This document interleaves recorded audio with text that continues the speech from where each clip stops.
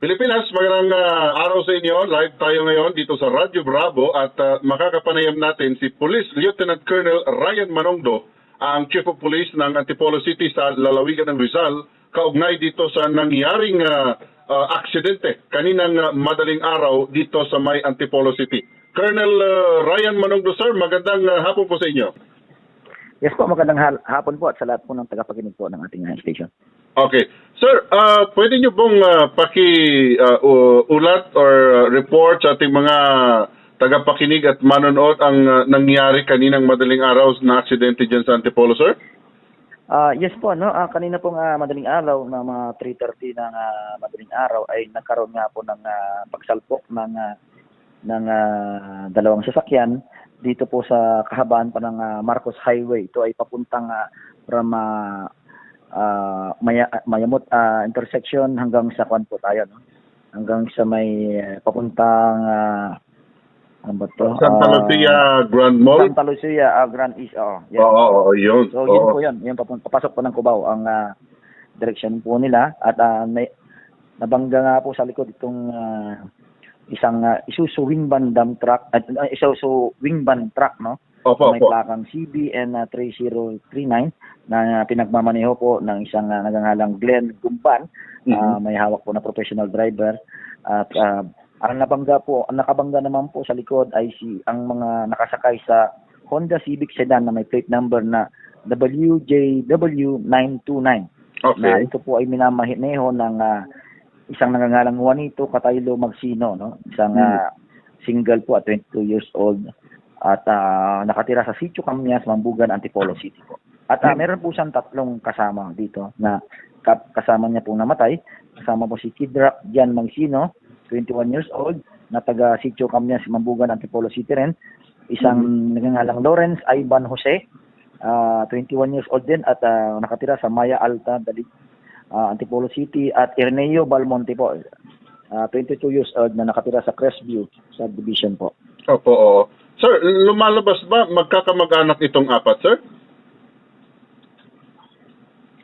Yeah, actually yung dalawang biktima po ay magkamag-anak, pero inaalam pa natin yung si Lawrence at si Erneo Balmonte kung ito ay ano nila? Din nila. Oo, para may initial tayo na information na ito ay mga classmate ata nila sa college. Ganun. Oo, kasi so, binabalit pa rin natin. Binabalit pa rin natin. Okay, magkakaedad dito, sir, no? Halos magkakaedad lang, po. 21, 22.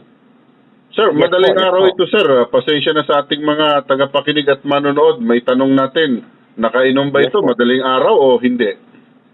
Wala pa tayong nakukuhang ebidensya. Una, doon sa sasakyan, wala pa tayong nakita mga residue ng mga bote or lata ng alak. Wala pa tayong nakita doon. At inaalam pa natin kung willing na magpa-autopsy yung family. Ano? Kasi siyempre, nasa kanila po yun kung pagagalawin yung kanilang family members at kung papayag po sila, no? Pero doon sa investigation natin, lumalabas nga na sa likod nga talaga yung impact.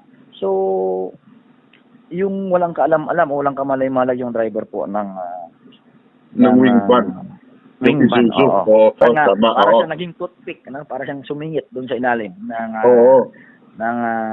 actually na-damage pa yung wingman sa lakas ng tama. Na-damage pa yung wingman kaya medyo bumaba yung wingman pa kasi parang pumutok ata yung mga gulong niya sa likod sa lakas ng impact po ng pagkatama sa likod. Ayun. Kaya po mahirap pong tanggalin. Kaya ginamitan ko ng mga special tools yung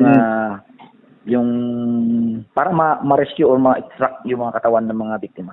So ngayon, sir, nakausap na po ninyo ang mga kamag-anak nitong mga biktima? Sa ngayon, ongoing pa rin yung investigation natin at hinayaan natin na i-handle muna nila yung bangkay ng kanilang kamag-anak at habang kinukuhanan po sila ng mga statement. Ayun, oo. Alright. Sir, pwede namin siguro kayong hingan ng payo o panawagan sa ating mga motorista, sir?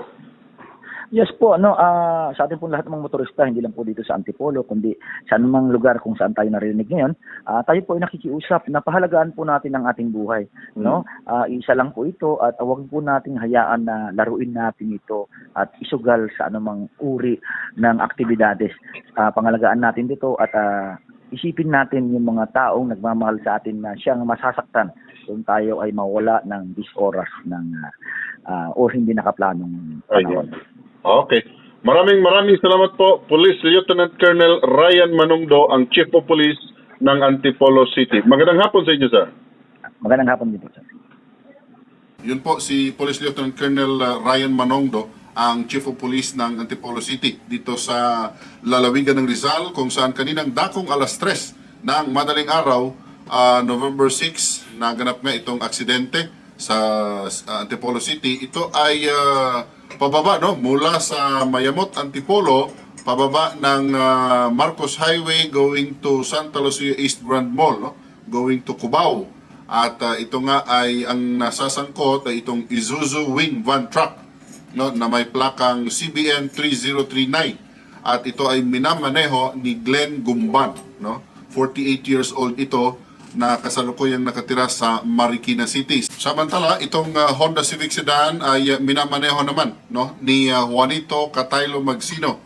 At itong mga sakay niya ay sina Kedrak John Magsino, ganon din si Lawrence Ivan Jose at si Ireneo Balmonte na nakasakay dito sa Honda Civic Sedan na may plakang WJW 929.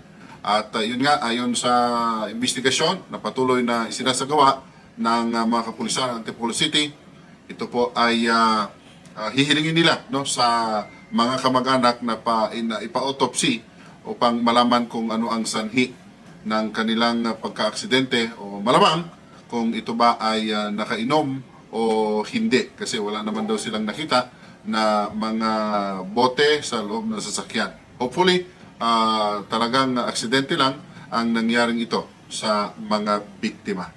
Yan po ang ating live interview kaugnay sa nangyaring aksidente kaninang madaling araw sa Antipolo City. Nep Castillo nag-uulat para sa Radyo Bravo.